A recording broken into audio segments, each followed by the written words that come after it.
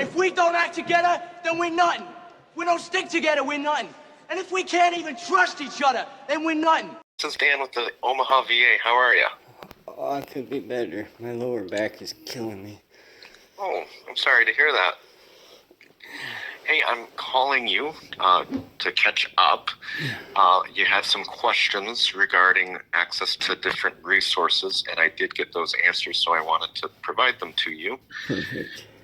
I spoke with our social work executive and members of our administration, and it appears as though since you've moved into care in the community, a peer support specialist, they are program specific. So what that essentially means is if you were to go into our psychiatric unit or substance abuse unit or one of those type of levels of care, that's where we resource our peer support specialists.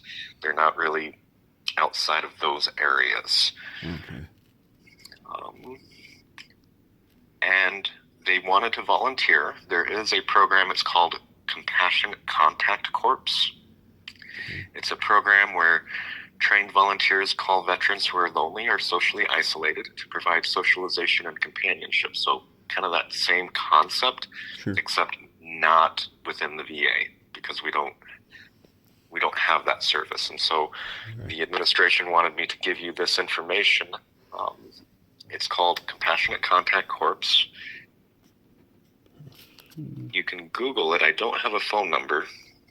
I'll Google it right now and see if I can find a phone number for you. Because I understand that that would be of benefit to you. It's just not a resource that we have. Okay. Okay, and it looks like the phone number that they didn't give me, I'm just Googling here, is our Civic Engagement office.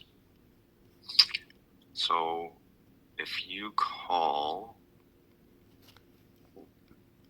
the Omaha number will be Jennifer Servant, and that phone number is 402-995-3283. It looks like per the website, that is the office that is able to connect you with that service. Okay. And what was her name? Jennifer? Yes, it's Jennifer Servant. Okay.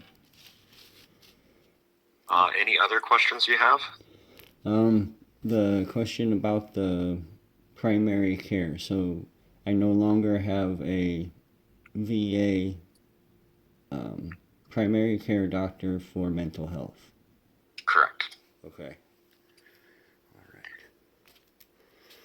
And then if I need anything for specialty care, then that can be taken care of through the primary care physician, correct? Yes, so that will be coordinated through our Care in the Community office. And so when we moved to Care in the Community, that negated any need for VA-specific PCP. Okay. But the VA still has the final say-so through like BVA or something like that? They'll authorize all the services, yes. Okay. Okay. And so Care in the Community will take care of that, or do I have to call them, or how does... It should be managed through Care in the Community. Typically what occurs is if your PCP or whoever it is you're working with in the community, if they identify a special need or a special service, they would send it to our Care in the Community chief, and they would authorize and or decline. At that point, you would be able to appeal it. Our chief of services and Care in the Community is a pretty reasonable person. I'm not aware of him declining much of anything, to be honest. So I think you're in good hands. Okay, and then if he does decline, who do I talk to? You would go through the appeals process, which would be with the patient advocate, and that would go to our chief of staff. Okay. Okay, I think that was pretty much... let's see... freedom... yeah, I think that was it. Yeah, if you need anything, man, this is my cell phone. Okay. You can call me. You know, my goal, it's a bureaucracy, it moves slowly, but my goal is to make this as expedited as possible. Okay. Okay? So this is my cell phone. Feel free to call me whenever you need. Okay, thank you very much. Yep, you have a good one, okay? You too. All right.